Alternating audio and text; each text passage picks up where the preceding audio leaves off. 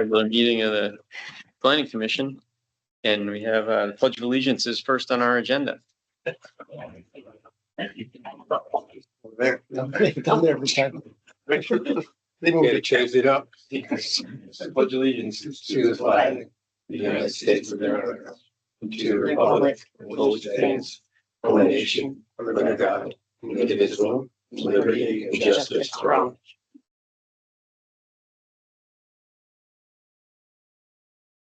All right, so first item on the agenda is, under new business, is the Amtrak memo. Yeah, I think I emailed this around to you folks. There's nothing really for us to do about it per se. Amtrak is indicating that they're going to be increasing the security level around their right of way up and down their 429-mile right of way between New York and the Canadian border there. Again, not much for us to do other than they've indicated they want to use the planning commission as their town contact for when they do things here in town. There's a 4-page letter. I also made copies of just the pieces of this that is relevant to us, which is pages 52 through 61, I think it is. You don't need the entire figure. I can send you color copies if you'd like them. But yeah, they're not changing the right of way. They're just basically indicating that they don't want people trespassing. They don't want people tampering. They don't want people getting injured. So they're going to take additional measures to increase the security around the right of way.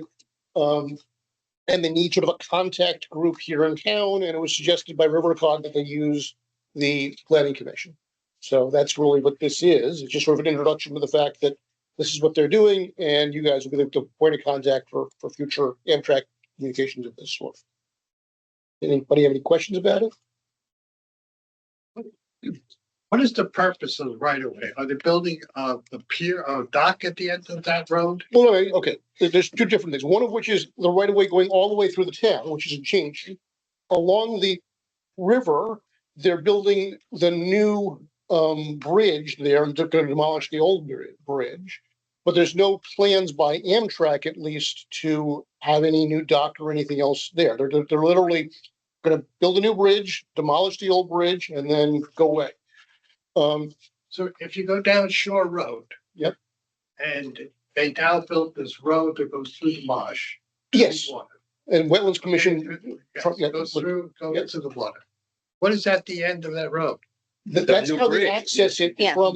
Construction access. Yeah, I mean, it's. Construction access. The bridge doesn't start there, right? Well, No. You're actually waiting. That's their staging. So, well, actually, they need to modify the rail line because in order to build a bridge that's whatever 50 feet south of the existing bridge, the rail line has to tie in. You can't just make a quick hard turn with a train. So it's a longer stretch that needs to tie in to be built. So that is just to help build the rail line, to build the new bridge. It's to help build the rail line. So I was thinking that they're perhaps building some platform down there. They just work New from it. material. Is that? They're doing Yeah, it on the side in Saybrook too. Yeah, that they're there's really a working lot from more both in Saybrook, in sides. fact, than they are on our side. But yeah, if you go down to the end of that road, I've been down to the end of that road. There's sort of a staging area that is down there. It's not very big, honestly. But again, that's where they're sort of doing this side of the bridge. If you go to the old Saybrook side, it's a much bigger operation there. They pretty much bought out most of the marinas down there, at least renting them out, and are using all the marina space for all the material. So the bridge will actually come to that particular place. Well, That place. No. at the very end of the road, there is already the railroad tracks. So what the point is that if you go down to the end of the road, the railroad tracks there are going to move slightly there so that when you get all the way to the water, they will be 50 feet off. And again, the new bridge is designed to handle 75 miles per hour. So if you're traveling at 75 miles an hour, you need to move. Right. The only reason I'm asking the questions is I was wondering about the use of that road to the town after this work is complete. Gone. They're removing that road. Yeah, it's just access. No place to go. No place to go. Well, you're at the water. Yeah. Well, You're at the tracks. there's still no place to go because it drops you off the railroad tracks and you're not allowed to be at the railroad track. So That's why. And it's also basically, if you go through there, on both sides is tidal wetlands. So there's Right. nothing you're gonna do out there. And, you know, if it weren't for the fact that Amtrak is completely exempt from any local regulation, we wouldn't really have them plowing this road to get there. But, you know, they can pretty much do what they want. But once it's done, the theory is it's gonna be restored and all of that's gonna come out. So I don't see it having any future use. No future use. The other thing that is likely to happen is Ferry Road is going to be used at some point for access down there to get there. Martha Shoemaker has committed Amtrak to repaving that road when they're done, because they're expecting that the large amount of really heavy equipment that's going to go up and down that road is just going to demolish that road to the extent that it's going to need to be repaved when they're finished. So expect Ferry Road to have increasing amounts of fairly heavy truck traffic as this progresses more toward our side of the bridge there. And again, that the trucks, the road was never meant to handle the level of truck traffic and the heaviness of the trucks that are going to go over there. So it's going to tear up the road. When they're finished, they've committed to repaving the road, In 7 years. whatever that's going to be. You know, Mr. Riggio. so we'll see when we get It'll be there. a dirt road The new before. bridge is gonna go And then it'll be south paved. of So the that's, existing bridge. well, So that you've is. gotta go start back here someplace Okay, and have Any the other- railroad tracks curved to connect to the new bridge. Then they'll rip out all the other junk that's over here. When will they complete that project? What's the schedule? I'm just curious. That's a good 7 question. every 7 years, right? It's, Yeah, I fly. It's so much fun theoretically, if to everything fly goes with that exactly thing. as planned, I do about 7 years. That kind of work. But So just to see the scale of that thing. the reality of it, I don't know the answer, but let's say 7 years and we'll see where we are in 7 years. You know, 7 years for the government is almost like forever. So, yeah, they're telling us 7 years. We'll see what we are. Okay. Any other questions regarding the Amtrak matter? Okay. All right, so on to election of officers. Which I guess we just elect a chair and a vice chair, correct? You can elect secretary if you want to. We have a clerk. You don't usually. I don't know need if we a usually have, right? Never had a secretary. We have, yeah, So- we've never So usually it's chair to vice chair, and you're up to whoever. People can make nominations for whatever, and we'll go from here. Okay. I nominate you, Rob McCartney, for chair. Okay. Second. And seconded. So I guess we'll stick with chair. Any other nominations for chair? Okay, being none, take a vote then. All those in favor? Aye. Can I be opposed? Just cause? No, Just kidding. All right, nominations for vice chair. Todd Macker. Michael Aurelio. So let's get a second for each of them. Okay, and again, theoretically, it's just the 5 regular members who get to Right. vote on this. I was gonna ask that to be sure. Okay, I'd second that. you're seconding Second. Yeah. Mike. Mike Oriello. Yes. Okay.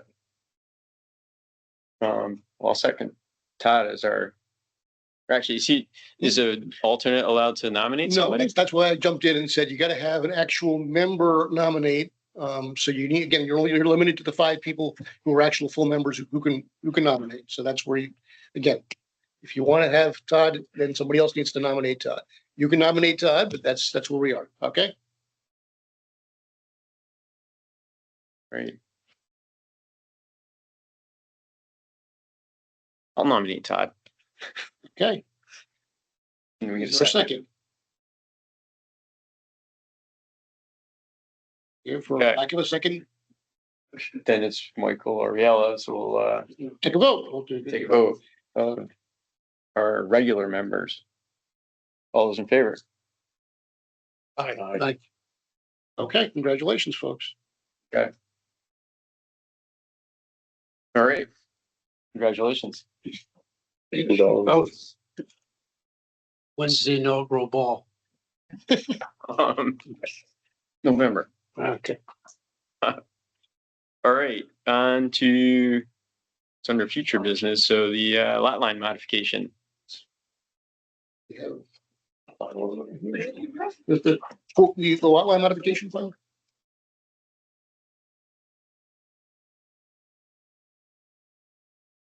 Okay, we have here counsel for the applicant. We have an updated plan, which I guess he's probably going to be discussing with you. We also have correspondence from Attorney Casella, which is being passed out now by Julie. Based on, it's been sort of some revisions or some modifications that have occurred since your last meeting. Attorney Casella has reviewed this final version of the plan and believes it is ready to be acted upon with some conditions as set forth in the letter. So with that, if Mr. Malone wants to come forward, you can go from this. Do you have your own copy of this or do you want to work with this? Okay. So, well, why don't you move over this way, or why don't you move over this way, and that way then we'll create something in the center of the table for preference. Okay. Well, here's the final version of the plan. Hi, everybody. Hi. For the record, Fran Sablone, I live in town. I practice law in town for the last 25 years, I believe. And you will rarely see me at zoning meetings because I'm out of my comfort level. But every once in a while, a client will say, listen, this is very simple. And after 51 years of practice, you would think that I would know enough that when somebody says that, I should close the Run. door. But I can't. Trying to help this fellow out. There's Mr. and Miss fellow and his wife, but I've only met him several times. So Jeffrey Richards and his wife Linda on a very, very small parcel of property. It's an undersized property. It's non-conforming and so forth. Fortunately, he lives next to Christine Hitchings, who owns almost a 5 parcel acre plus a 25 parcel acre that's contiguous to that. So the simple plan was Christine is willing to part with this small piece of the 4.83 acre lot that she has that's sitting there vacant.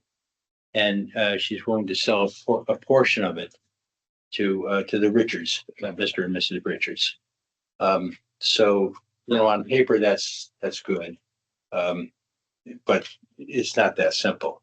So in the end, I think where we're at is based on the last drawing, so that we don't have to flag wetlands and so forth. I mean, it would have seemed that when you take a 0.29 acres that the Richards has, and you add You're trying to make it an acre. Yeah, they're trying close enough. to make it a little bit bigger. And when you take the 4 point something acre and you leave it over 4, you'd be okay. The problem is that when you create a new lot, the question is whether the 4.08 acre lot is itself sustainable as a building lot for the future. And Christine has no plans to develop it. However, the future owners might. Therefore, Christine has agreed to, and I think that if this commission agrees with and allows this lot line division modification, Christine, it would be incumbent upon her to add her 4.0 something acres to her 25 acre lot to give a 29 acre lot, and would leave the Richards with a little over an acre. So, I mean, it would seem to me a win-win situation. But in the end, it made it more simple when Christine said, yeah, I don't care because I'm not going to build on it. So I think that what Attorney Casella has indicated, and you could correct me if I'm wrong, counsel, that if you were to see a way to approve this lot line modification, it would be contingent upon review and acceptance by your attorney, Attorney Casella, to review the 2 deeds that would be passed. Christine would be deeding the 0.779 acres or whatever to my client, the Richards, and she would also be required to deed the 4-point-something acres to join her 25 acres. So she'd end up with a 30-acre lot. Richards would end up with a 1-acre lot. It would seem to me that at this point that it would be hard to think that my client was right in the end. It's a simple thing. But it's only after Christine agreed to merge her lots together. At some point in time in the future, should she want to do something different, she's got like 30 acres to figure that out, which is not a bad thing, but that would be, did I summarize that correctly? You summarized that entirely correctly. Again, at this point, what I would ask that the commission do is approve the lot line modification based on this map and per Attorney Casella's conditions, that future deeds be reviewed by legal counsel. Is that acceptable to you folks? Is that acceptable to you? Acceptable to me, sir. Well, there's nothing. Yeah, so this whole, and it's just, I think everything's distorted based on size, but It this is. whole piece is what is going to them. That's correct. Okay, And it leaves Christine with still 4 right, point her, something acres. that remaining 4 acres or whatever, her Correct. piece is actually over here and then her Which bigger is lots. exactly correct. Rob. One of the fights we had in the, before I we. wouldn't characterize it as a fight. Okay, one of the disagreements Tell you I was would- whether we needed to get an actual survey of the rest of the land, which would have been very costly. And so the answer was, as long as it's being merged into the other lot, we don't really need a survey for it. The only thing we need a survey for is this piece of the transaction. So that simplified things dramatically, and here we are tonight with the simplified piece of only what is being merged into his client's lot. Any questions that perhaps can answer? Sounds simple. Thank you. Simple. You sound like somebody that came to my office in September. I'd like to make a motion that we accept the application as explained. Approve. Not accept, approve. Approve, To yes. approve it using this Subject map to here. this and the And with the conditions attorney's. set forth in Attorney Casella's correspondence. Second. All right, motion's made and seconded. Any discussion? All those in favor? Aye. Any Thank you very opposed? much. Okay. See, it was It simple. was simple. Based on tonight, I might even come back sometime. It wasn't so bad, right?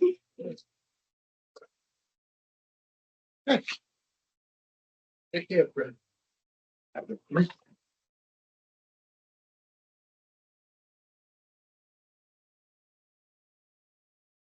Right, so the next item that is on the agenda is the plan of conservation and development. Sort of ties into the item, the referral that's after that. but- Yeah, there's no independent reason to talk about it tonight. I sort of put it in there because it was in there as a placeholder from last time. But it really is, tied to the referral application that comes next. So if you want to just move onto that, I can sort of get into my discussion of that as well. Yeah, let's, and well, I know that there are some people that want to talk about the plan of conservation and development. I will sit down and Yeah, so let's, we can talk about that now, because it's also in light of, the Connecticut housing regulation that's still kind of in flux, I think, and just some people had some questions. I want to make sure what we need to, if there's anything we need to be doing about the P O C D, so. And I've been talking to some legislators and the law that was recently passed is nowhere near what's gonna be. It still is gonna have a lot of thinking around. So to react too much to this interim legislation, I would think sit back and wait another, whatever the session, however long it takes for them to get it kind of straightened out, but because it's not, what's law now is not what's gonna be very shortly. tied into what Todd just said. I met this afternoon with two members of my zoning commission, Paul Orzel and Michael Foliano. They would like to form basically a 8002 task force for the town, which would consist of 2 members of planning, 2 members of zoning, and a member of the Board of Selectmen to sort of coordinate how the town would be responding to this new legislation and working with Rivercog to figure out what we need to do. So I don't know if what your thoughts are. You're our representative to. As a delegate to the River Cog, could just report back a little bit. You're right. The legislation still requires a lot of interpretation, and the Office of Policy and Management has to do that. They have to define some of the terms in the legislation and the scheduling and all that. Also, it looks like, the River Cog is going to be the main focus. The cogs are going to develop plans for municipalities that you could elect to follow, or the town could elect to go on their own and do their own plan if they don't go along with that one. But river cogs are going to play kind of a major role. So in a sense, you're right. We still don't We don't know what we gotta know do yet. exactly. And we know some of the things that are going to be in there. We know, for instance, that you will be allowed to build housing in commercial zone. So, some of the major pieces of that legislation we know, but we don't know all the details or anything else. Right. But there was a suggestion that two people work with zoning from planning to come up with possibilities of how you might want to address both the impact on zoning and the impact on the Yeah, I mean, COPD. the theory was that we need sort of a working group to interact with River Cog and again, see how, whatever the legislation is going to be. And if there are, if we need sort of point people to provide information, or we need point people who report back as to what's going on, having sort of a task force regarding this particular legislation would be helpful. It literally just happened at 1:30 this afternoon. So I don't know how sort of fully baked this idea is, but again, since I was meeting with you guys tonight at 5 o'clock, I figured I would at least come to you and say, this is what they were thinking, and do you guys have any interest in I did send a note to Martha, and I suggested that, they should point somebody to kind of honcho this whole project and make sure that we're getting the appropriate boards and commissions together so that we work on it together and we don't go as we typically do in sequential and then don't communicate, and that it would be better off if we had a coordinated effort, with zoning, planning, affordable housing, whoever else. So I haven't heard definitively back, so I don't know what they'll do, but that was my suggestion anyway. Anyway, I don't necessarily need an answer tonight, but yeah, again, I did talk to Foliano and Orzel 1:30 and wanted to just bring forward their suggestion that we, create some sort of task force specifically to deal with this legislation. Okay. That makes Eric, sense. I think that makes sense. From what I understand, the first part of their zoning amendments are basically technical amendments, bringing them up to date, Yeah, we did. rearranging the order, but no really significant change. And it happened, so, this legislation happened late enough in the process that we didn't want to try and reopen the process and try and catch up with whatever this legislation was going to say, because also we thought it was probably going to change. So the thought was nail down this version of the regs, and then in the next version, in phase 2, we'll deal with a whole bunch of other issues, but we'll also try and catch up with whatever the regs end up looking, whatever the legislation ends up looking like. So that's true. I think that makes sense. From our perspective, the planning, how do we want to plan for what's going to happen and affordable housing and or just, expanding the opportunities for different types of housing in town. That's what we should be doing and would probably help us adjust the plan of conservation and development for the future and working with zoning. We might suggest some changes to the zone that might encourage that. The other thing to mention, which is Martha has now mentioned to me twice in the last 4 days, Martha is probably going to be actively pushing for this commission to merge with the zoning commission. So I don't know how you feel about that, and that's not. Say that again. Okay, Martha, the first selectman is considering pushing fairly aggressively for this commission to merge with the zoning commission for a combined planning and Right, zoning yeah. commission. I know your previous chair was adamantly opposed to that. I think she's looking at the change in leadership as a possible time to get that moved through. She's also saying that she's having a very hard time recruiting volunteers and just for, to have fewer people needed for the commissions, potentially to merge the commissions. And again, that she mentioned it to me again, 8 o'clock this morning. She mentioned it to me during my budget hearing on Monday. I'm not telling you where we are on the process, but I'm just letting you know that be prepared for that to be brought up as a topic again this year. Okay? History wise, were we consolidated at one time? Was Yeah. it Planning and Zoning Yeah, Commission? my understanding it was, right, Rob? That Well, was early on. Well, yeah, like in the 70s or 80s. I mean, Right. no, No, Older than the eighties. older than that. older than that, because I've been, For the 70s. 'Cause I remember Bobby Pearson. before Bobby with Barbara Dietrich. Yep. Was head of the planning commission, so it might have even been the sixties that they were combined, that it was. Yeah. One. I mean, We from, can look at the history and. from my I mean, earliest, we're yeah, one of the association, few municipalities where they're separate. no, there's about 50.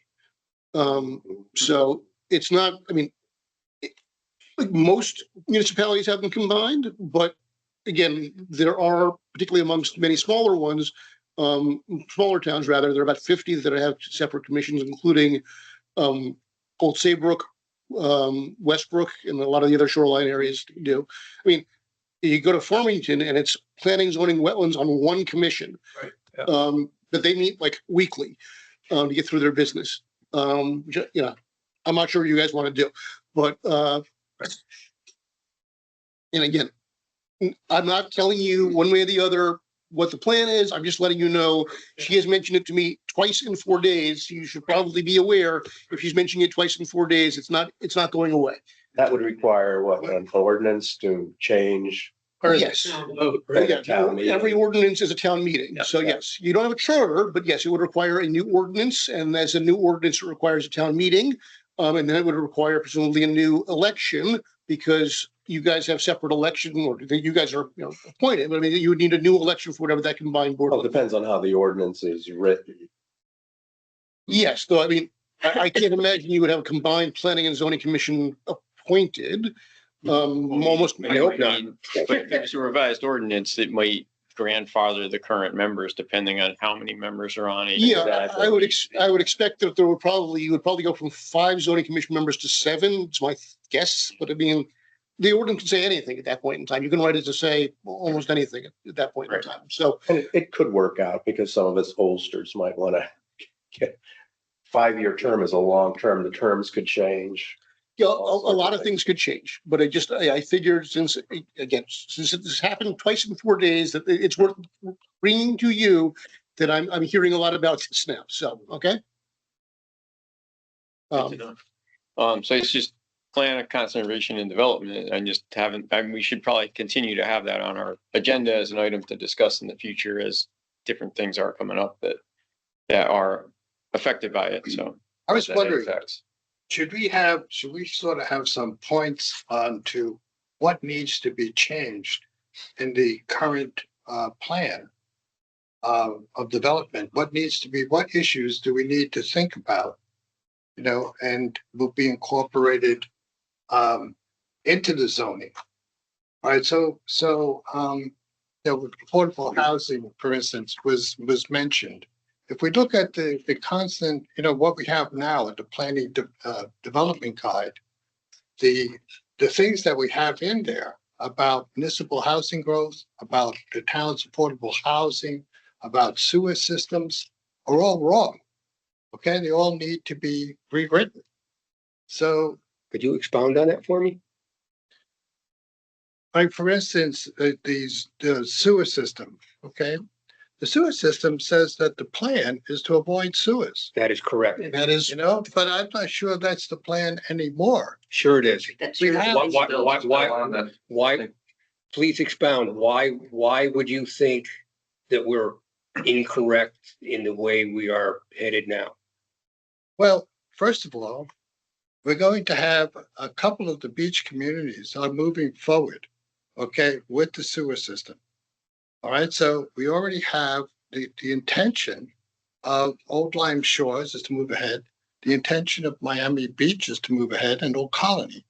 So the one who is not moving, right, so far is the town.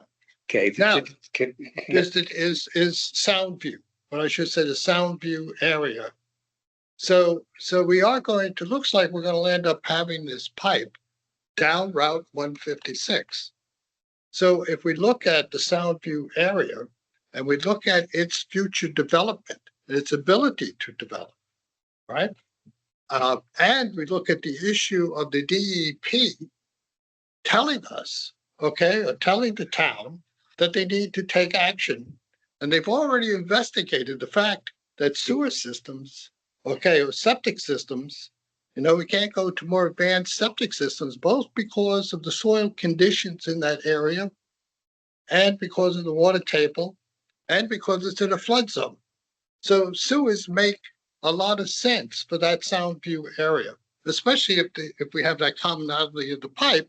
Plus, it would also allow some possible development in that area to help with the affordable housing issue. Let me go for a second. Rob knows a lot more about it than I do because he's on the Yeah, he's on the- WPCA, but let me, Which recommended to do it. could I? The consent order that we have in place from the Connecticut DEP is a is a pollution abatement order.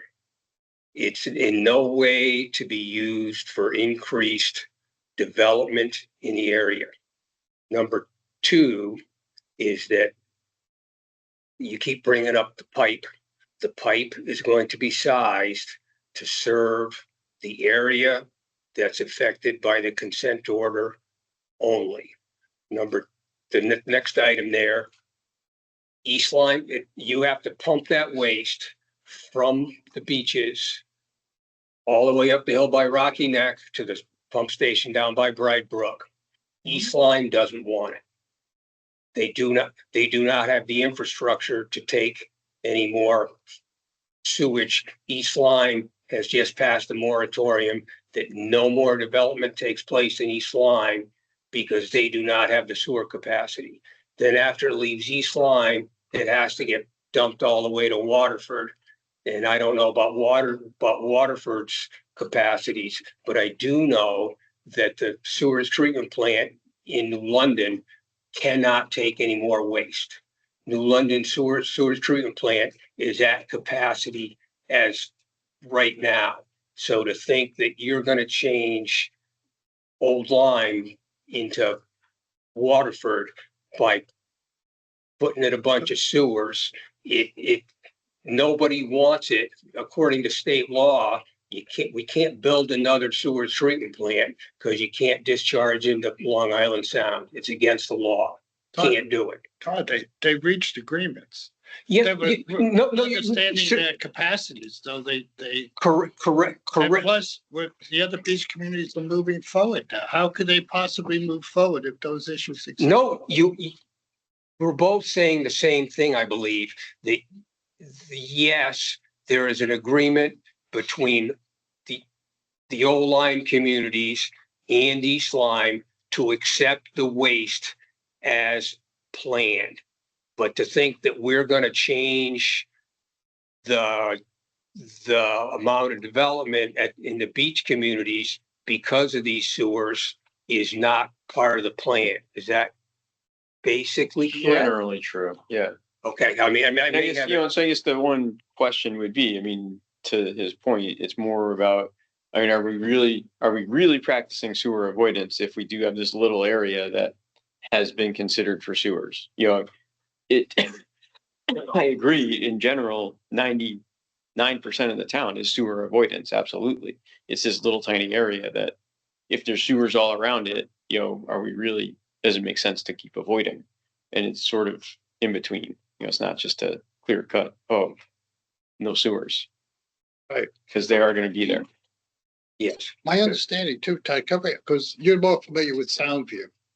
So if you had one of those lots, for instance, that were cleared in Soundview, so one of those buildings that were knocked down and now an empty lot. I thought they had the right and the ability to connect to the sewer and build something. On Yes, the those empty vacant lots that are the building lots are able to be built on. Yeah, if you had. Yes, an and so it would existing allow, building lot, not so much new development, it's just it would allow them to be redeveloped so that you could put a house on it that, you know, you wouldn't have the limitations of a septic system, so. Meaning, you know, your areas would fit better So it but- would help with housing. You know, to in some that extent, particular area, which yes. is- I mean, But these are one of the topics we would Right, talk about when we get into the housing issues, you know, we'll know more about how much the sewer size would be and what the volumes are and what properties would be affected. But I would agree, it's focused down there. Because they're gonna have a whole series of problems with rising sea levels, and poor soils, and no, I'm, we gotta keep that for tax base that area.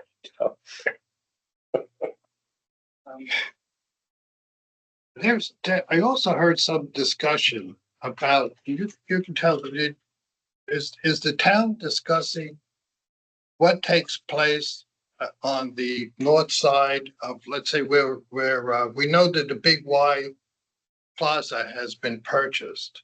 But I understand there's controversy about the north side. Okay, what happened? That land is for sale on the north side. And Which, I mean, Andy's Plaza has been for sale for years now. I don't know if that's the one you're referring to, or if you're referring to the piece. I've talked to one, let's say that, the Hideaway. So the Hideaway's. Yeah, that's Andy, yeah, the Andy's Plaza there. I mean, the truth is that the people who have come to talk to me about that site have all assumed that whoever buys that site is knocking everything down there and starting from scratch. Again, I can't tell you what will eventually happen, but since I've been here now basically 3.5 years, I've had 5 or 6 different developers come in and talk to me about that site, all of whom have pretty much told me that the only way it makes sense is to wipe it clean and start from scratch. So how that factors into any of this, I can't really tell you for sure, but in its present configuration, I don't really see a future for that site. It is basically Right, falling down, right. and there are sewer capacity issues. Burned down once. yeah. So, yeah, I mean, you know, So we were discussing the issue, should the town, like, let's say a developer goes in there and comes to the town and says, I want to do this, right? And then the town has to evaluate whether or not it's in the zoning capability, you know, so we react. Does it make more sense for the town to take initiative? So that is it in the realm of feasibility that the town actually gets involved with that by taking an investment interest in it? All right, and such that, investment interest, I don't think. well, the town buys, if that, I understand that. Is Town's going not in the real for estate $5 million. business. So if the town was to, you know, buy the property, for instance. So I was thinking that perhaps the town needs the ability to act where you have like a piece of property, especially in a commercial district, all right, that's sort of vital to the future of the town. So if you have something that meets that kind of criteria, the town should have the means, okay, to request funding to deal with that before that, so they don't have to be reactionary to say, yeah, no, we don't want that, we do this. But they can actually help plan what takes place there. It's sort of like the Halls Road a minor Halls Road, right? We lost a big one, but you could do a little one. You could do that side. They got the sidewalk money now. Is that something that Yeah, makes I sense? don't think the town wants to be in the development Yeah, business, so. I can tell you based on the Fort Trumbull situation that buying a private land for public development was wildly unpopular in New London when they tried to do it there. I don't know that it's going to be any more popular here. And there Our, are, our company built the major redevelopment project in New London. It was State Street. They turned State Street right in front of City Hall into a pedestrian mall. I was a little kid, but our company built it. There were businesses that were going concerns when they built it. And in 5 years, they were all gone. They all went out of business. So multi millions of dollars we got paid to do something that people sitting at a planning commission thought would be a great idea. And it fell on its head and they ended up tearing it all out again. So now Wasn't that part of the crystal ball that kind of knocked them out? No, that was way no, before. it was way before malls ever started. There were no malls. No, there were no balls, but I mean, I'm saying when the crystal ball came. No, it just Still, the town's not gonna get in the real estate. yeah, in this case, the town doesn't want to, and there's certainly cities where, if they've got old mill buildings and you do a brownfield redevelopment, I mean, that's a situation where it's very different. But in this case, I mean, it's still a viable property at the moment. I mean, maybe barely, but it is. And so the town doesn't want to. And it's for sale. Right, You can buy it. right. What I will say is, it's a good idea. Have at it. So we could plan, we can play, and the other thing I will mention, recommend changes to zoning Well, to make it more. right, like the Halls Road overlay district. what I will say is. Even up to that magnitude. Under the new legislation, while we are not transit oriented, because we don't have a train station or a bus station or any of those things, we can claim to be transit adjacent because we are next to Old Saybrook. And therefore we can develop certain zones in town as transit adjacent and use certain benefits from the state to help us do that. That's one of the things that will need to be looked at under the new legislation, whether we want to be considered a transit adjacent municipality or not. That has certain benefits, but it also has certain costs. So that's one of the things that's going to be discussed by this commission going forward, I am sure, is that the virtues of being transit adjacent and what that would do to our zoning regulations. So that's. So Eric, to move this a bit, Yeah. so we can ultimately get out of here. Should we do a vote on whether or not we want to participate in this joint? I don't know if you need to do a vote or not. I'm certainly. The chairman just sets it up. Well, I And mean, you can certainly get a consensus. Do you think this is a good idea? And then you can ask for volunteers for city who wants to join the body if this is something that is that the planning commission is amenable to. Is it an official request that we do this or they're just still talking about it? I think somebody ought to- Martha wants to set up a meeting, and again, she's going to set it up as a temporary body, so she doesn't have to go and create it by ordinance and all the rest of it there. She can, as an ad hoc member, create a temporary body like the 250 celebration there. So, yeah, if this is created, we're gonna try and have a meeting relatively soon. so if the chairs meet, then Rob can look for a volunteer Yeah. to be on it. So then maybe that's what we just wait for the chairs to meet. And, if it- Well, and again, if Chairs you're are in interested in favor of it. volunteering, let Rob or me know, and we will keep you in mind for that group, okay? But again, Martha's behind it at this point, Paul Orzel's behind it, or Mike Foliano's behind it, so it looks like we're sort of creating some momentum to get this together. So if you're interested, please let Rob or me know, and we will try to set up some sort of beginning meeting to make this happen here, okay? Great. Bring We're on. Oh, the POCD. So we'll keep POCD, I guess, on our agenda in the future, just because it is going to be impacted by some things, but I think we can move on to the petition to amend the zoning regulations. Okay, again, folks, we have, I did send out the links and everything else to the regulations. We have some hard copies here if you guys want physical hard copies to play with. We do have, and you have in front of you from RiverCog, a letter stating that it is consistent with the regional plan of conservation and development, which is not necessarily, something you guys need to come up with, but it's certainly good to know that RiverCog has now sort of voiced its support of the reg rewrite. I did give you guys a memo, a copy of which is also in front of you, that gives you potential reasons why you could find support in the P O C D for the zoning regs rewrite. As Michael Aurelia mentioned earlier, this was not meant to be a substantive overhaul in the sense that we didn't change the uses in zones. We didn't change the zone lines. We didn't do a lot of major changes to affordable housing or to issues such as mixed use or accessory apartments. All of that we kind of kicked to phase 2 of the rewrite. This was meant to be sort of a reorganization so that we had regs that were consistent with the current statute, but were also easier to use. If you're familiar with the current regulations, if you want to know what uses you're allowed to do in each zone, you have to go individually zone by zone and take a look.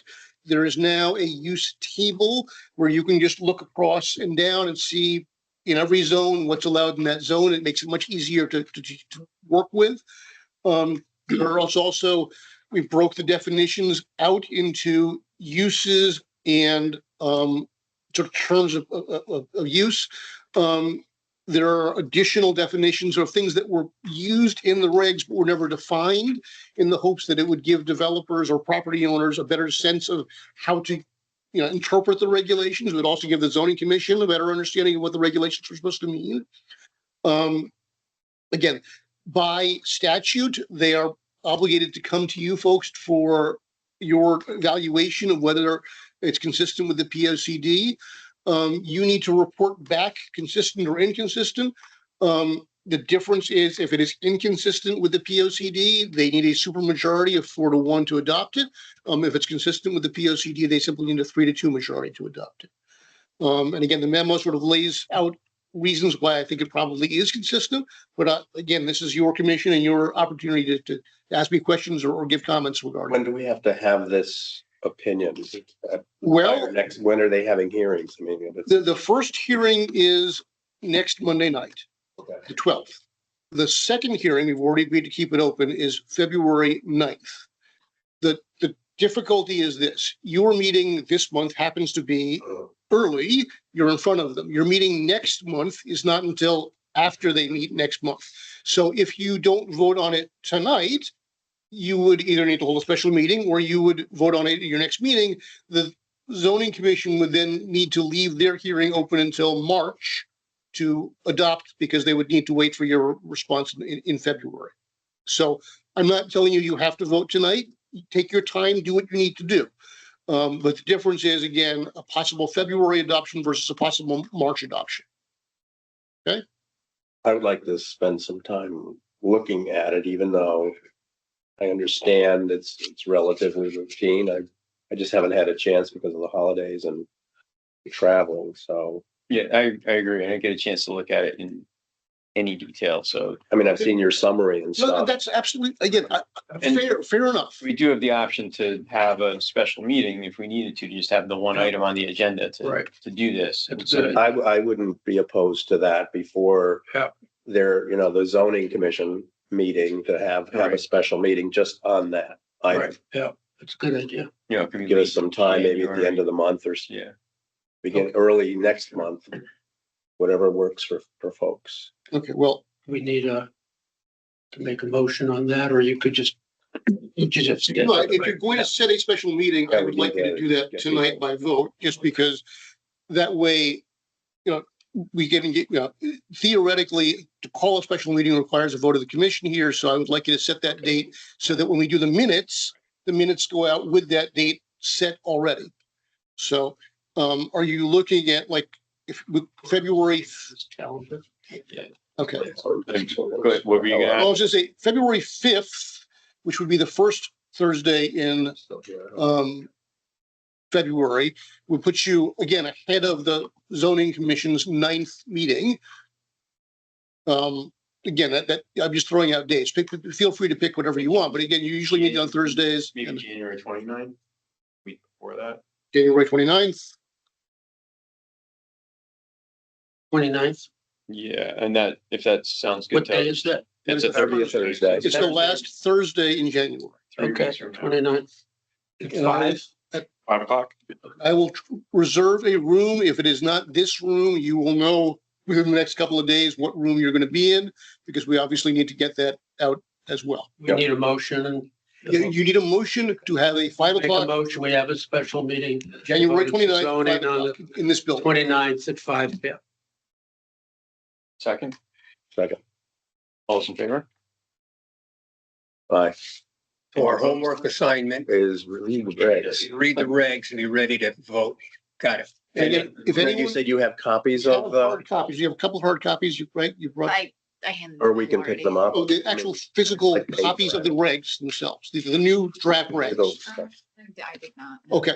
If you want ones, we will print them You out. can stop by the office. and Stop by the get it. office and get them.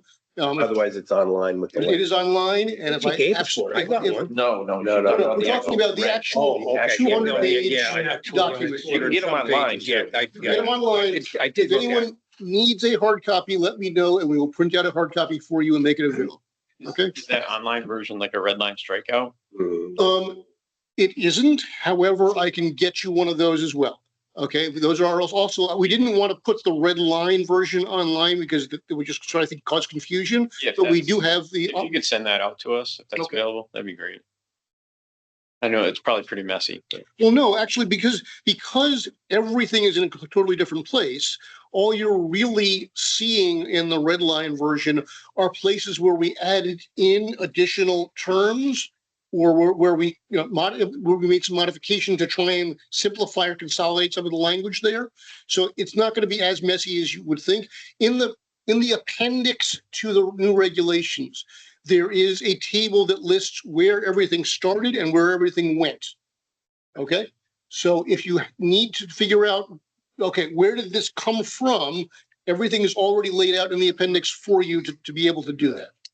So, And that'll be in the published thing that you give us?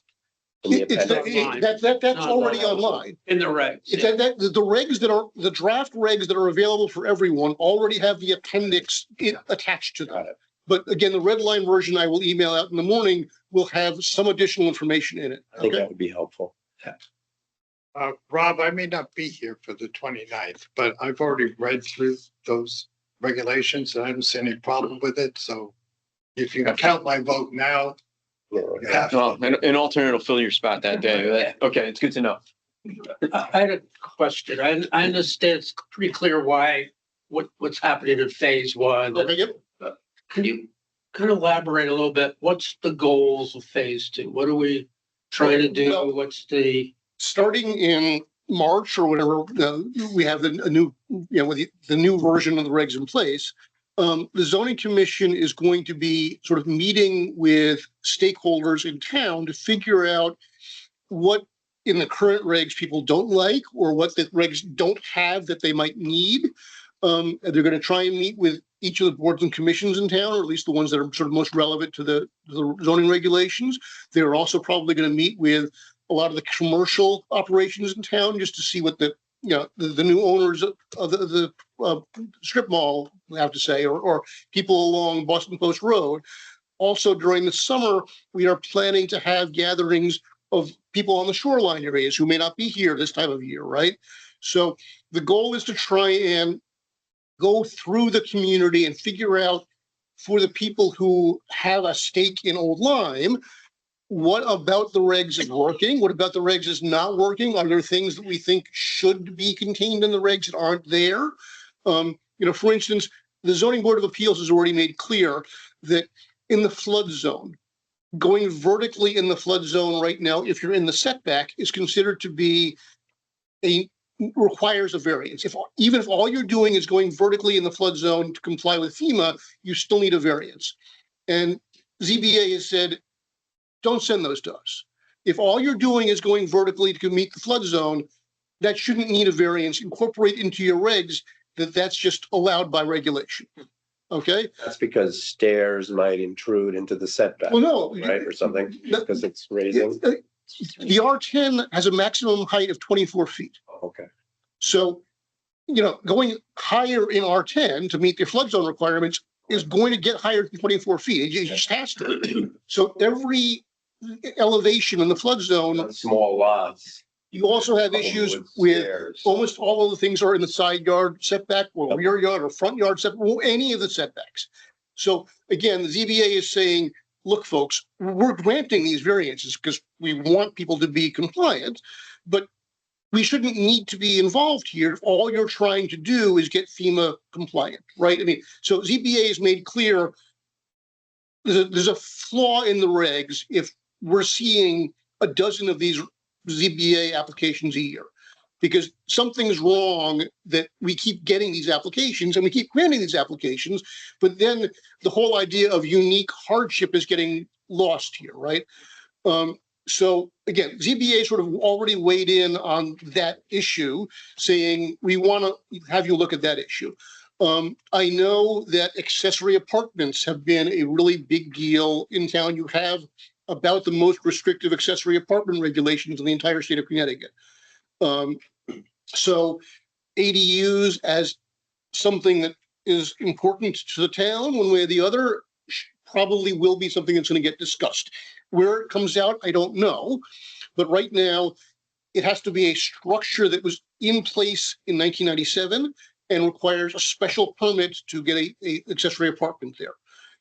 So the number of places where you can do that, and it's only in the R40 and R80s, RU40, RU80 zones, by the way. Anything smaller than RU40, you cannot get an accessory apartment. So again, the combination of all of those things means people are either doing them illegally or you just aren't getting them. And there is a definite pent up demand for that kind of use in town. So I would expect accessory apartments to be a big deal. I know per the state, mandates, affordable housing is going to be something we're going to need to look at in the new regulations.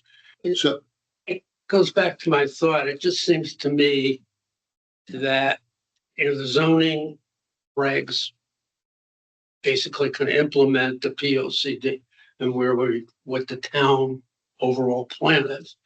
And if we're having these major changes, it seems to me we should be reviewing the POCD first to make sure that that's up to date and where we want to, changes necessary, or if we want to change it, or, what areas we think are best for affordable housing or accessory apartments, whatever it is. And then you do the zoning. well, except we're in the middle of the zoning now. And my concern is this: zoning, it has sort of, it has a North Star of they have to meet this document. Okay. If you're moving this document around, Right. it's very hard for the zoning commission to then aim at whatever your moving target is. So, But that's not an argument not to make sure this is up to date. you I mean, absolutely, and they can wait. they're not going to wait. But it's a Well- plan. They're not going to, I mean, at the end of the day, It's at the a end of the day, guidance plan. they are going to adopt regs no matter where this is. Okay, and they're going to adopt regs, I am guessing, by the end of this current year, maybe early next year. So unless you're going to move really quickly with the POCD, I am guessing you're going to be faced with the zoning commission handing you phase 2 regs while you're still playing around with this.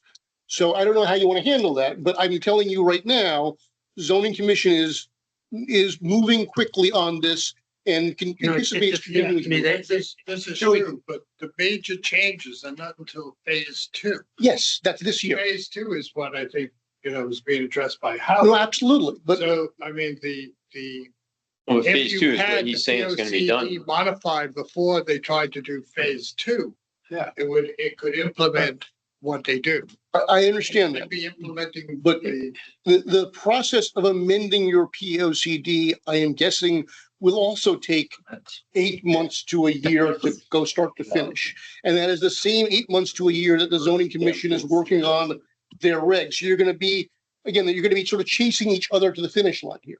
So I don't know how that's going to easily work out. If you, again, the zoning commission wants to hear your input. If you think there are areas that should be in the zoning regulations, they absolutely want to hear that. I'm just not sure that trying to amend this document while they're trying to amend their document is a recipe for a good result. So, yeah. I think it would make sense if we could get updates, piecemeal updates as they're going along, rather than them handing us all new zoning regulations and we have to say it meets the P O C D or it doesn't. If they can give us stuff as they're going along, we can review it as they're going along, and we can change the P O C D if we decide to or not. You know, if we agree with what they're doing, say, yeah, it's a good idea and it's not the P O C D, we probably ought to amend it. I think we can work together on that, and to be reactionary at the end would be difficult for us to be handed the Encyclopedia Britannica and go through that thing and have to fix it. So to have you say that we ought to change it now, well, we don't even know what we're aiming at. We don't know where they're going. So if we can get updates as they finish I don't know, 25% of it, go, here we go, we're thinking on 25%. What do you guys think? And if there's something we want to discuss, I think that's a great way to do it. And here, Todd, here's where we're aiming at. If you go on the zoning commission webpage now, there's a link to the changes to the zoning regs, okay? And the goal is, as everything new happens in real time, we're going to be updating that page. And I will happily every month let the planning commission know what's new on that page so you guys can go take a look. I think that's a good idea because then we can discuss together rather we all sit and instead of listening to your wife at the dinner table, you're reading a proposed zoning rules. I think it'd be good if every month you can present it, we can discuss it and say, well, that fits this, it doesn't fit that. What do you think we ought to do? For purposes of printing budget, I'm probably not going to hand you pieces of paper every month. No, that's. But I will give you the link to that webpage and we'll. All of us have a device here where we can look at it and talk about it.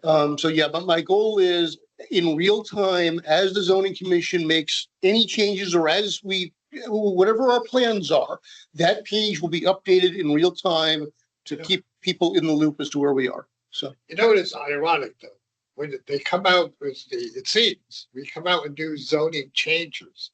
They then come to the planning commission to say, is this in compliance with the P O C D? And of course, we haven't modified the P O C D yet. So it's sort of like, wait a minute, what are we doing? So to Howard's point, we're behind. I think Now, why if I didn't could we just modify interrupt, the P O C D? we have a within 3 months? solution to this problem because if we have two people from zoning talking about the housing issues, which are probably going to be the most controversial, or two of them will be able to talk at our meetings about what in the world they're doing about housing. Where are they going about housing before they even, start to really write the regs? I think that's one of the big advantages. And if there's something else that we're really concerned about, whether it's sewers, I don't know if they do stuff zoning and sewers, but that might be, another topic that's controversial might be put a little committee together so that we're on top of it, or we could, well, and of course, if your commissions are merged entirely, that solves the problem. So that solves the problem and it has one less meeting for staff. I don't have to Right. do this. We'd be here till 2 o'clock in the morning. Well, Yeah. you'd probably, I would probably still have 2 meetings a month at that Yeah. point in time. So anyway, but we can certainly, I agree that keeping you discussing what your planning goals are is definitely an important part of what your role is. I'm just not sure that given the timing that we're going to be able to update this document in time to meet the schedule that the zoning commission. we might be able to modify sections of it. You might be, or even if you just So that say. if our joint committee recommends, these are things that we're, considering in the zoning. And we talk about it ahead of time before they do the thing and get our input. I think we're saying this. I think. Yeah, we're saying the same thing. then we can say, we could just not modify the whole damn plan. We modify this section that relates to affordable housing or accessory units or whatever it is. We could do it piece by piece and it's manageable. another interesting point. I mean, there's also these other subcommittees. So for instance, there's a subcommittee on affordable housing plan, right? That there is that we have a committee that. It's not even a subcommittee, it's an entirely separate Yep. town It's committee. a time, and then we have another committee that's the economic plan, okay, for the town. Hopefully And they'll so all have impact. if you're running the Or make their development comments. plan for the town, you should really have input. on That's those how we two did, committees. that's how we did the That's how you did the POC. POC That's the how first it time. did, so. No, yeah. but it takes like three, Yeah, it's not to quick. do it every 10, we can't in 3 months redo the POCD. It's not, I mean, how long did it take us last time? Right, not thoroughly, yeah. No, it took. I think what Mike was talking about, if there's things that are impacted in a section, we can certainly look at that and it's worth looking at, but not, Yeah, so not maybe a the best way to- complete revision of it. And I think the most Revision, controversial things are gonna be the best things that approach might we're be to most revise focused Pieces on. of it that's I going to agree. be in No, I conflict agree with with some. The easy stuff is the easy stuff. It's gonna be the tough stuff where we really need to talk to them ahead of time. And say, gee, we don't really like that, for Mhm. this reason. And they're gonna be looking for that impact if they're, Absolutely, and again, they're gonna be looking for economic they don't wanna development have impact, that hassle. They for wanna- housing impact. The goal is all of the commissions, not just yours, Yeah. should be able to weigh in on the new regs to give them the flavor that they need to address whatever the I town's mean, issues are. the historic district commission, whoever, you Yeah, know, Historic District Commission is right now looking at their signage issues, and they want to make changes to the signage issues. How much of that filters into the zoning regulations, we'll have to wait and see. so long as it doesn't interfere with free speech, I'm in favor of it. Well, that's, again, they have powers that we don't have on the zoning commission, but yeah, we'll get there.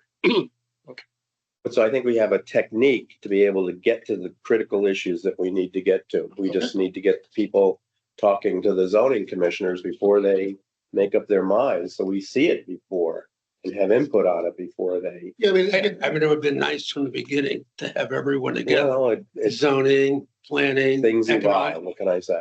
and kind of work on the overall game plan and the steps, rather than just them launching into the zoning. anything else tonight on this issue? Oh, yeah, no. I'm No, it's regular business. killed. Um, How about 16 Neck Road? you know more about that than anybody else in your commission. I wanna know. But you guys granted a subdivision approval for this site, 16 Neck Road, a couple of years back. It has gone horribly sideways in a lot of different ways. The road there, while it's not a town road, is supposed to be built to town road standards. It has not been. They were supposed to have their engineers testing it while it was being put in place to ensure that it was the proper thickness, proper consistency, had the right sub base. They did not do that. We then sent our engineers out there to perform this evaluation. They found it was completely defective. Also, there is a drainage pipe that runs from the catch basins underneath the road to the detention basin. This pipe was supposed to be placed in gravel or something else to hold it in place. It is sitting essentially in mud. The thought is at some point that pipe is going to shift. As you may recall, there is only one way in, one way out to that subdivision. If that pipe shifts and carries the road with it, you will not be able to get to any of the houses on the other side of that pipe, which is all the houses. They are on notice. They will not be getting COs until that is addressed.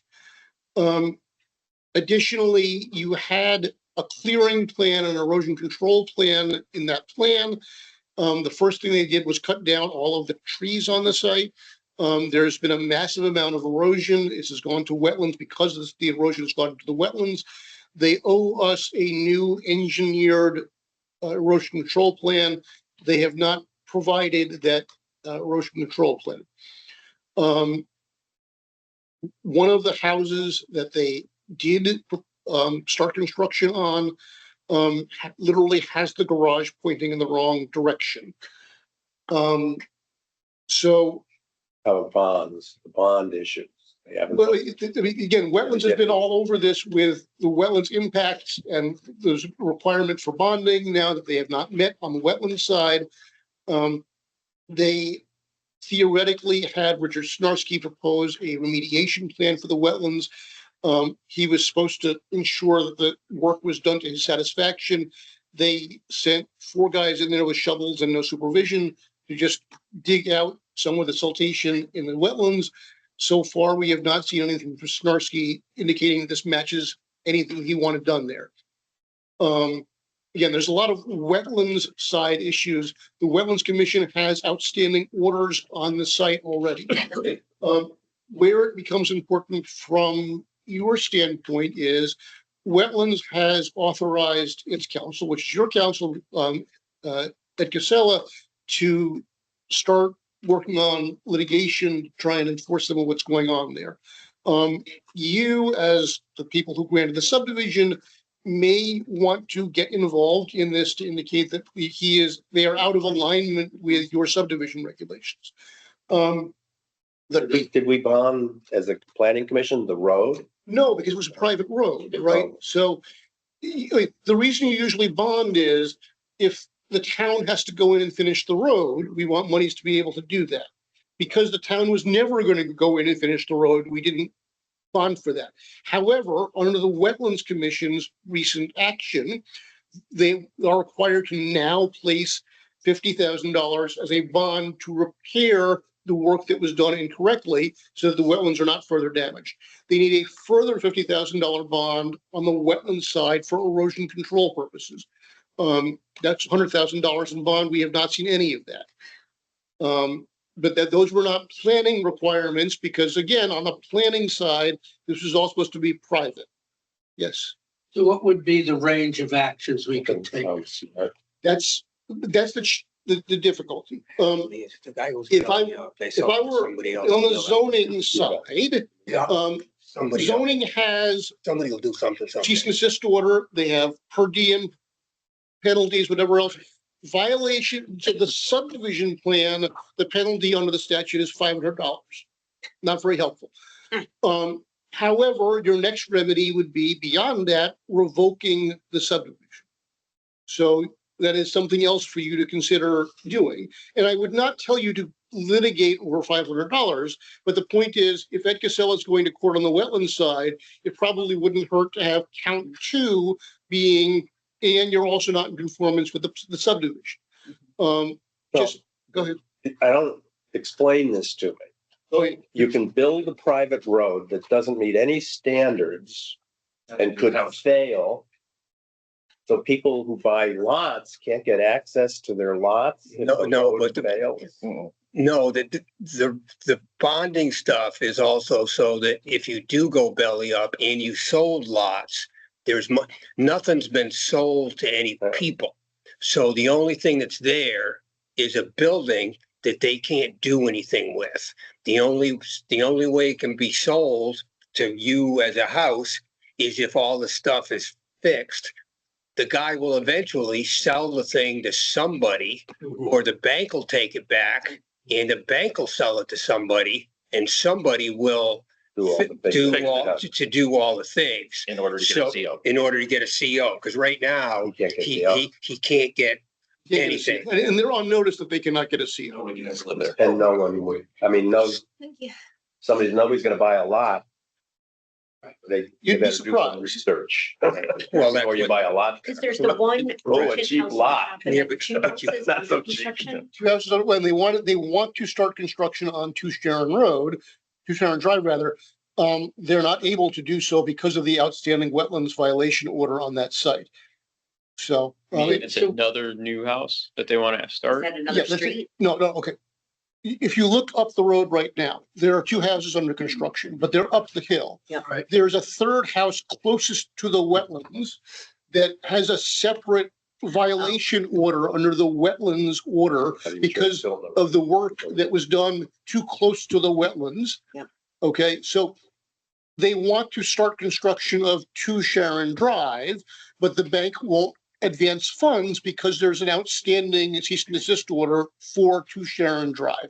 So they've asked to be on the wetlands agenda for the end of this month to try and show that they're really meeting the requirements of 2 Sharon Drive. I don't think they're going to get there, but they're desperately trying to get funds from the bank, and the bank is saying, we're not giving you funds while you have a violation order. Okay, so that's all of that is sort of bringing you up to speed on the subdivision that you granted. At some point, if it becomes necessary, we can talk about revoking the subdivision entirely. Again, the reason I'm mentioning it is because potentially if we do go to litigation on the wetland side, it may be worth sort of, dovetailing there. Again, the remedy is no remedy, but at least that way it's the court is on notice, the lenders are on notice, everyone's on notice that they're in violation of the subdivision. Okay? Doesn't revoking the subdivision though create more problems really? Yeah, the revoking You've got this subdivision. half-built road with half-built houses Yeah. on land that isn't. Well, that's why yes, you can revoke the subdivision, but that creates all sorts of problems as well. So again, I'm not necessarily recommending that you revoke the subdivision today, but again, if things continue to go sideways there's very few other remedies we have.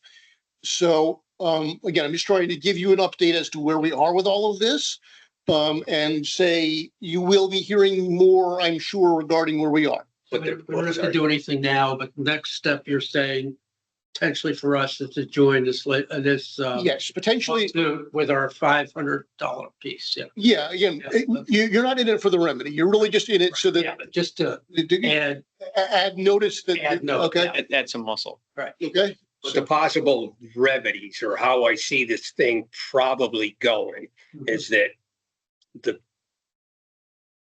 bank is going to end up owning it because the people aren't going to be able to pay for it. So the bank's going to foreclose on it, and the bank will sell it for whatever they can.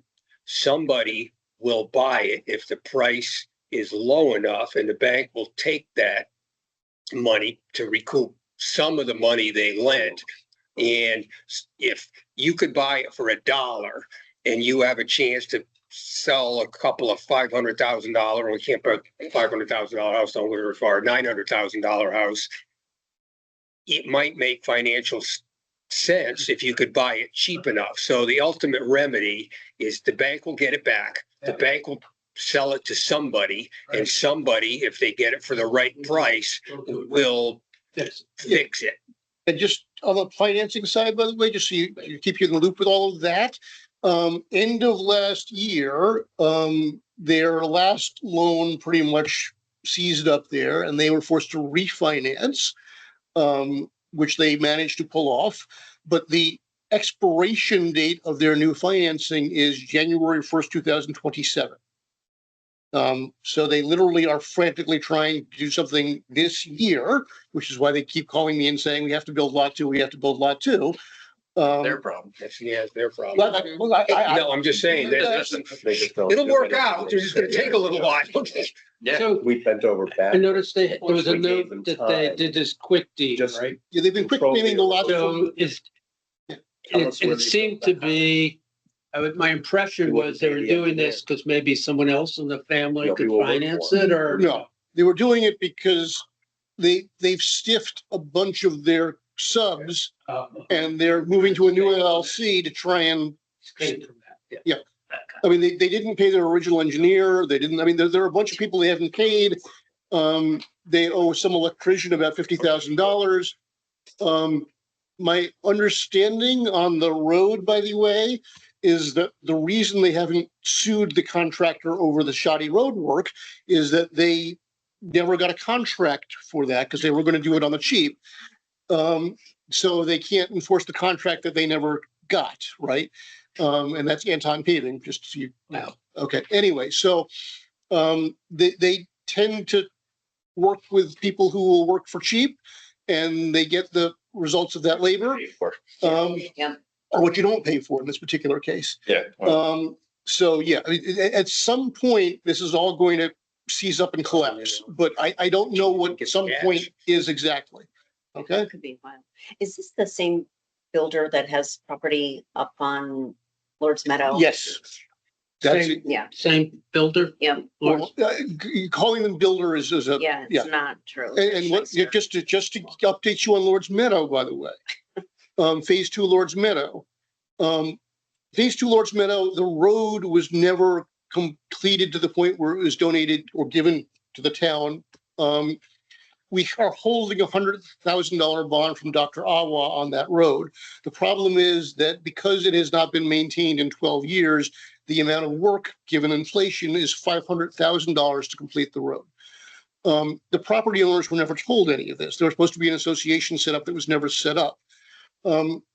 At some point, I'm going to need to send a very unhappy letter to all the property owners saying, by the way, this is not a town road. If you would like it to be a town road, each of you needs to kick in $40,000 to make that happen. I expect that will also cause wailing, gnashing of teeth and lawsuits. Good. Okay.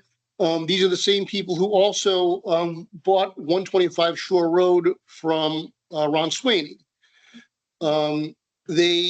It's in a flood zone. They proceeded to do a bunch of work inside the house without getting permits that are now over the 50% FEMA number, with the result that someone is buying it off of them on the premise that they're going to knock it all down and start over again with a new house, which is in front of ZBA.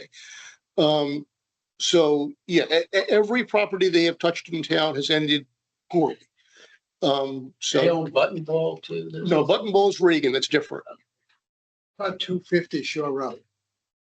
What about 250 Shore? We lost a lawsuit on that. Lost a lawsuit. And so- where's it go now? Okay, well, it goes Monday night for an executive session to the zoning commission.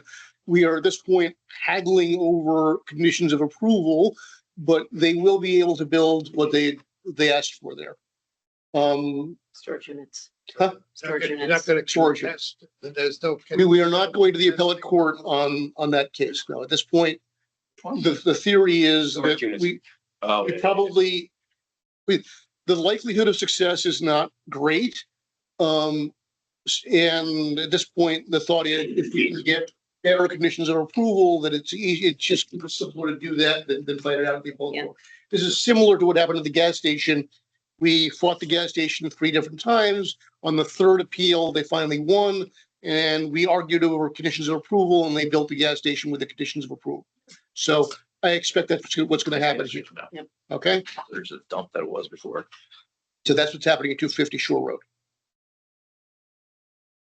Anything else for the good of the order? Meandering along here. All right, yeah, our last item on our agenda, we'll bang it out, I guess. Reading and approval of minutes from November 13th, regular meeting. I would like to make a motion that we accept the minutes as posted on the town website. Second, Seconded. All those in favor? Any opposed? and I did read. All right. I would like to make a motion that we adjourn. Okay, 6:22. Second. Seconded. All those in favor? Yeah. Right. Jeez, That's a long one. my first meeting, it's the longest one ever.